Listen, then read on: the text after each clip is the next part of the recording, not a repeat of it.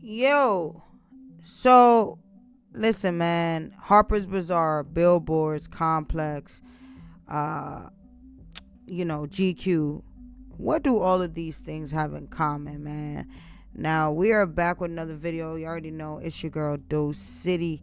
Now it looks like it would Pusha T paid 7 figures to exit his Def Jam deal after refusing to remove Kendrick Lamar's lyrics. Now, those things, those publications that I just spoke about. Now there are these new interview pieces that they're doing where they're promotion pieces where they're asking like all of the beef questions, you know what I'm saying. And it happened with Lil Wayne when he had his promo, and they were asking him about the Not Like Us. Right now with Pusha T, as you know, Pusha T had his own beef with Drake, and it's kind of the same thing that's going around. I can't be in the studio when Drake's there. I can't. I'm not allowed. When listen, when they go to Wyoming, I'm there from the 1st to the 7th. All right, I'll catch you. I'm gonna catch you. Next thing I hear, on the 8th, bang, Drake here and he there for these many days. I don't know this. I'm not allowed. Everybody else can be there. I can't, cause I don't play neutral. I don't do that. You don't get to shoot my homeboys and so on and so forth. It's not happening. I'm not in it. What's happening right now is that the Clipse, they're dropping their new album, right? It's called Let God Sort 'Em Out. Shout out to the Clipse, shout out to Pusha T and Malice, man. Malice, Pusha's brother, he gave his life to God, and so it's kind of interesting to see him back doing this. But I love the name of the album, Let God Sort 'Em Out. I love the name of that album, man. So because of this is why they're on a promo run. It's kind of the same thing that's going around where all of the interviewers are just kind of deep diving into this beef. Now, this all matters because, one, there's a big lawsuit that's going on right now with UMG. Two, there is a big situation where people are trying to say, and not just people, but the UMG lawyers, they're putting out there that, Drake, you have also asked UMG to censor some of these artists. So maybe this is a reason why you know what you think you know about the Kendrick Lamar situation. And three, Pusha T might just be a real one. But let's get right into this video, man. Now, although no disses were made, UMG requested Kendrick to censor his lyrics, which Pusha's manager says is like creative jail.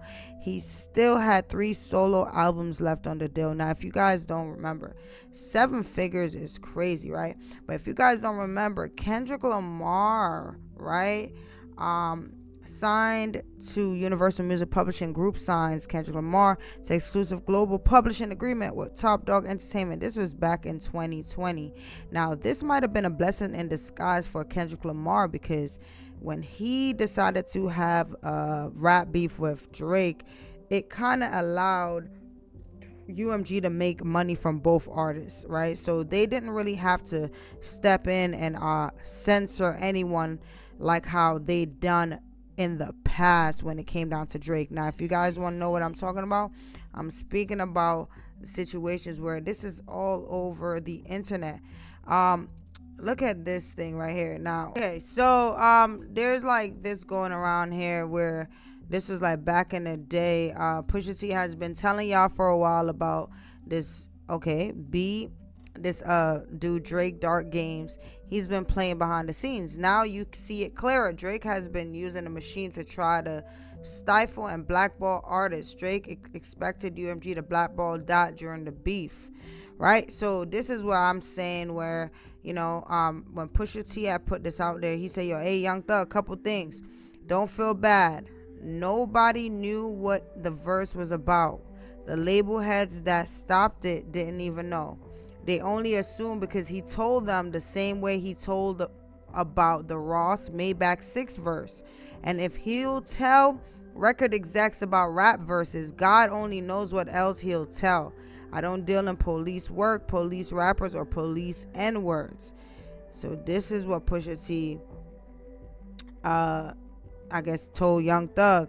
And Young Thug, being someone who just called someone like a Kid Cudi a snitch just for being subpoenaed and speaking about, Diddy allegedly blowing up his car, or coming in his house and opening up gifts, and what I'm saying, being on some mobster stuff, you feel me?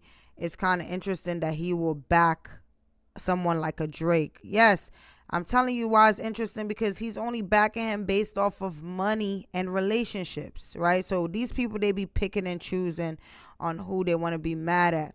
Now, when it comes down to the Clipse and Kanye West was just not real about the situation with Drake. You know what I'm saying? There's a lot of collateral. That's why they tell you, like, you want to have someone's back, but if you think the person is like beefing with somebody else and you're like, yo, I got your back, I'm your brother, and then you look up and that person is back friends with the person that they just vowed against, you know what I'm saying, you start to look like a goofy. And I feel like that's what Pusha T started to notice, that Kanye and Drake had this love-hate relationship where it was like they wasn't really beefing. It was like they beef 1 minute, then they're friends again. And sometimes some people are okay with playing those industry fake games where Pusha T's like, no, he's not with that. Like, you know what I'm saying?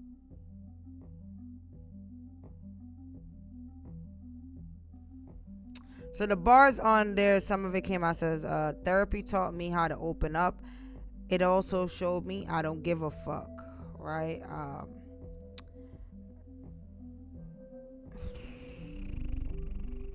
So it has come out that UMG allegedly nearly blocked Pop Smoke's first posthumous album over Pusha T's verse they believe was aimed at Drake. Now, UMG thought that Pusha T was dissing Drake on that song. He wasn't, but they thought he was. So they came to me and said, we're not going to put this out now unless you get Pusha to change these lyrics, even though it has nothing to do with Pop Smoke. They're like, either he changes these lyrics or we're not putting the album out. This is what Steven Victor said to Billboard. Now, listen, man, this is kind of coming out to be very, very interesting, man. There's a lot of stuff that's being said. Now, if you guys don't remember the song in question, Paranoia from Pop Smoke, Shoot for the Stars, Aim for the Moon.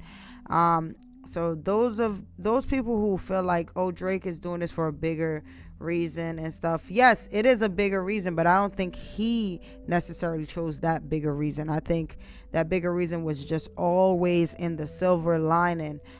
For Drake, he just felt away because it's kind of like, yo, daddy keeps on handing you money. You don't got to get a job. You don't got to do nothing. You just keep getting the money that daddy's handing you. As soon as daddy closes the door, like, nah, you're not, cut you off. You're not getting no more money from daddy. You feel me? And then you start to act up. You start to, all right, fuck it. You know what I'm saying? I'm not getting no more money. What you probably gonna do? You probably gonna try to steal the money. What you probably gonna do? You probably gonna try to use something against it so that now daddy's not able to even have money for his own, right? So this is kind of how I look at when it comes to Drake and the UMG situation. You know what I'm saying? UMG has always been at Drake's begging need. Anything he wanted them to do, he, you know what I'm saying, they did it. And then as soon as this Kendrick Lamar and him situation kind of happened, as I said, it was a blessing in disguise.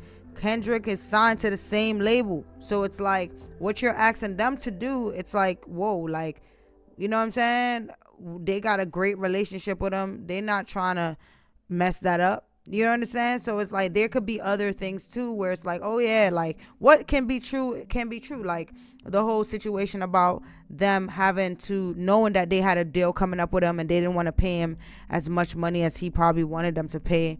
So that could be true too. But I think that's not as true as what Drake has done prior, right? Like you can't sit there and play against everybody in the field, and then as soon as now your daddy is not backing you, daddy is not showing up to the games, you want to just blow up the whole field. Like that's just not how life works. And that's just the basis of this, right? It's like, it's not just about, oh, he's snitching or this, that, and the third. It's just about how everything is playing out from someone who has played industry games their whole career. You understand? But yeah, man, let me know what y'all think with the suing of UMG. Of course, Drake is suing UMG because he knows that they do things like this. This is something that they did for him prior. they were also gaining money, and they were getting a lot of means from this situation. You know, two artists going back and forth. It's kind of similar to the Tupac and Biggie situation. Like, those label execs were eating. You know, it wasn't, you guys try to like put it down to just one or two people. No, those label execs was eating off of the beef. You know what I'm saying? So it's just like this. You know what I mean? So Drake like coming out to sue, I think is also just to not end up like a Tupac, right? But yeah, let's get down to the bottom of this, man. Like, comment, subscribe. Let me know what y'all think, man. It's your girl Dosecity. Yeah, let's get it. Let's go, man.